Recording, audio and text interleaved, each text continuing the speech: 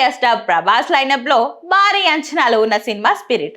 సందీప్ రెడ్డి వంగ దర్శకత్వంలో వస్తున్న ఈ సినిమా ఓ పవర్ఫుల్ కాప్ స్టోరీగా రాబోతుంది. త్వరలోనే ఈ సినిమాకు సంబంధించి ఒక కీలకమైన షెడ్యూల్ విడుదల కానుంది.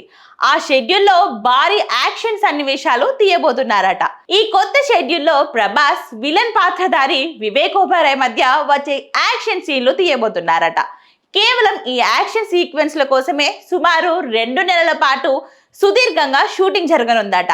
కాగా ఈ సినిమాలో తృప్తి ద్రిమ్నిని హీరోయిన్ గా నటిస్తుంది. ప్రభాస్ లుక్ కూడా పక్క వైల్డ్ అండ్ మాస్ అవతార్ లో ఉండనుంది. కాగా మ్యూజిక్ డైరెక్టర్ హర్షవర్ధన్ రామేశ్వర్ తో సందీప్ రెడ్డితో మ్యూజిక్ సిట్టింగ్స్ కూడా పూర్తి చేశారట.